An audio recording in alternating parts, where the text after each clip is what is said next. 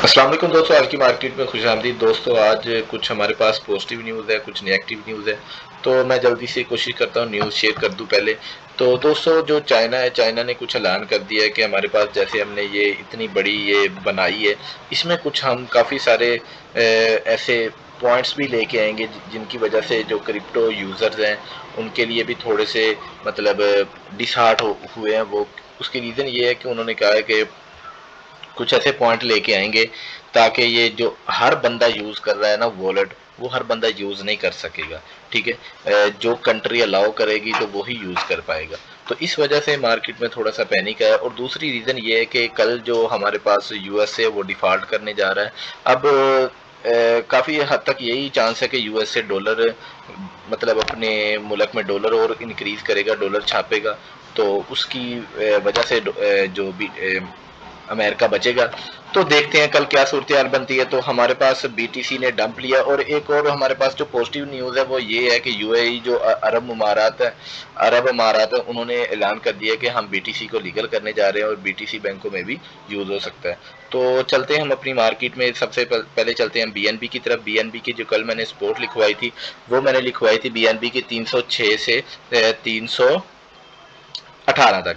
मैंने कहा था 310 पे भी आया, आपने इसको बाय करना, जबकि ये 306 पे ही आया और 314 का इसने हाई दिया। ठीक है, हमारे पास एक बहुत अच्छी ट्रेड रही। नेक्स्ट मार्केट के लिए अगर आप बीएनबी को बाय करना चाहते हैं तो हम बीएनबी को 297, 98 और 99 से बाय करके हम 203, 4 तक सेल करेंगे। ठीक है, लेकिन ये 308 तक की इसकी जो रेजिस्टेंस होगी। उसके बाद गाइज हम बात कर लेते हैं। हमारे पास एक्सएमआर हमारे पास काफ़ी डंप दिया इसने। पंप देने के बाद अगर आपने देखा हो जो बीटीसी ने डंप दिया, सोलाना में इतना हमारे पास डंप नहीं आया, लेकिन $1 का हमारे सोलाना ने हमें लो दिया। तो सोलाना को अगर नेक्स्ट मार्केट के कल की मार्केट की बात कर ले, कल की मार्केट के लिए मैंने 20.55 का लो बताया था, जबकि इसने 20.59 का लो दिया और 21.38 का हाई दिया। नेक्स्ट मार्केट के लिए अगर आप सोलाना को बाय करना चाहते हैं, हम 20.30 पे सोलाना को बाय करेंगे। उसके बाद गाइज हम बात कर लेते हैं एलटीसी की। एलटीसी का मैंने कल जो बताया था, मैंने कहा था कि एलटीसी को अभी आप इग्नोर करेंगे क्योंकि बहुत ज़्यादा हाई पे चला गया था। ये देखो 93 पे चला गया था। अब एलटीसी थोड़ा सा डाउन आया। ठीक है, हम दोबारा इसको अगर बाय करना चाहते हैं 88.90 पे ही हमें बाय करना चाहिए, 88.90 पे, या थोड़ा सा और लो अगर हो सके तो हम 88.40 पे बाय करें तो वो बहुत ज़्यादा बेहतर होगा।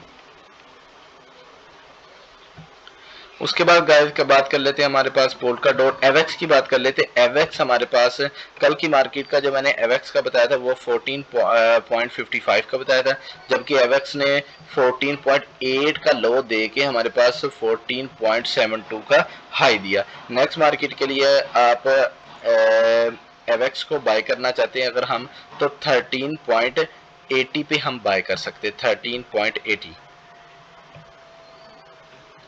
उसके बाद गाइस एटम की बात कर लेते हैं। एटम की कल जो मैंने सपोर्ट लिखवाई थी एटम की वो 10.65 थी, जबकि एटम ने 10.54 का लो दिया और 10.90 का हाई दिया। बहुत अच्छी हमारी ट्रेड रही। नेक्स्ट मार्केट के लिए अगर आप एटम को दोबारा बाय करना चाहते हैं तो एटम को 10.35 पे हम बाय कर सकते हैं।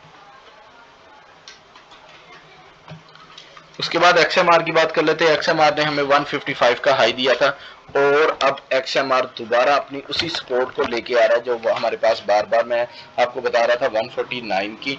तो अगर आपको 149 पे हमारे पास एक्सएमआर हमें मिलता है तो हम एक्सएमआर को ज़रूर बाय करेंगे। उसके बाद गाइस बात कर लेते हैं। हमारे पास फिल टोकन दोबारा से हमारे नीचे आता दिखाई दे रहा है। एलडीओ में भी अभी हमारी कोई ट्रेड नहीं बन रही। तो क्वांट की बात कर लेते हैं। क्वांट हमें एक सारी मार्केट डंप है, अकेला क्वांट है जो इतना पंप ले चुका है। ठीक है, तो अगर आप क्वांट को अभी क्वांट को हमें स्किप करना चाहिए क्योंकि क्वांट काफ़ी ज़्यादा पंप ले चुका है। डबल वी की बात कर लेते हैं। डबल वी हमें अगर 63.80 पे मिलता है तो हम इसको लास्ट मंथ बाय करेंगे। ठीक है, एस टी एक्स हमें काफ़ी लो दे चुका है, तो एस टी एक्स को अगर आप बाय करना चाहते हैं तो 0.57 पे या 57 इसका बेहतरीन हमारे पास एक बाय सिग्नल रहेगा। और कल की मार्केट तक के लिए हमें वेट करना चाहिए। अगर कल की मार्केट, कल का जो न्यूज़ है वो मैं कोशिश करूंगा रात ही शेयर कर दूं आपसे, क्योंकि रात 1 बजे न्यूज़ आ जाती है, ठीक है। तो मैं कोशिश करूंगा रात को शेयर कर दूंगा, उससे ये होगा कि आपको काफ़ी ज़्यादा फायदा होगा बीटीसी में और क्रिप्टो मार्केट में। तो चलते हैं बीटीसी के चैनल का कैंडल चार्ट की तरफ। ये देखें, कल मैंने आपको बताया था कि अगर बीटीसी, अगर मैं डेली टाइम फ्रेम पे जाऊं, मैंने कल की जो सपोर्ट एंड रेजिस्टेंस लिखवाई थी, अगर आपने नोट की हो, कल मैंने जो इसकी सपोर्ट एंड रेजिस्टेंस लिखवाई थी, मैंने कहा था कि अगर मार्केट कल हमारे पास थी 28 यहाँ पे, ठीक है। मैंने कल कहा था कि अगर हमारे पास मार्केट ये नीचे थोड़ी सी आती है तो ये हमारे पास एक सपोर्ट लेवल बन सकता है 27,500 का। अगर ये 27,500 को तोड़ती है, मैंने कहा था 27,300 इसका बनेगा, ठीक है। यहाँ पे देखें जरा, 27,300 को इसने ब्रेक किया और EMA 10 की सपोर्ट यहाँ पे मौजूद है हमारे पास, इसकी 27। अगर ये यहाँ से हमारे पास EMA 10 को तोड़ती है, डेली टाइम फ्रेम की बात कर रहा हूँ, तो हमारे पास दोबारा जो इसकी सपोर्ट बन रही है वो 26,200 बन रही है। अगर ये EMA 10 को तोड़ती है यहाँ पे, तो EMA 50 मेरा ख्याल इजीली इससे ब्रेक हो जाएगा। तो हमारे पास जो सपोर्ट बन रही है वो 26,200 की इसकी सपोर्ट बन रही है। तो चलते हैं 4 o'clock की तरफ। 4 घंटे की मार्केट अगर आप देखें, यहाँ पे हमारे पास EMA जैसे ही उसने, ये हमारे पास डोजी बनी, डोजी के बाद कैंडल ने हमें एक अच्छा डंप दिया, ठीक है जी। डंप देने के बाद हमारे पास यहाँ पे 26,900, 27,000 का भी उसने रेजिस्टेंस एक बार तोड़ दिया, ठीक है। अब इसके लिए ये हमारे पास जो लेवल है यहाँ पे EMA 50 और EMA 100 का जो लेवल है वो तोड़ने के काबिल है, वो तोड़ सकता है इजीली। अगर यहाँ पे टूटता है तो हमारे पास इस पे और कोई सपोर्ट मौजूद नहीं है, तो फिर हमारे पास 26,200 तक का ही हमें वेट करना पड़ेगा।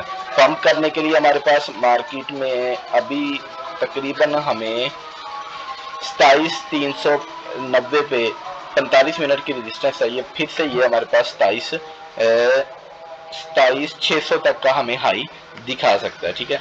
आज की घंटे की तरफ चलते हैं। आज की मार्केट के लिए इतना ही। तो इंशाल्लाह कल से मैं कोशिश करूंगा घंटे की मार्केट भी आपसे डिस्कस करूं। तो नेक्स्ट मार्केट तक के लिए अल्लाह हाफिज़।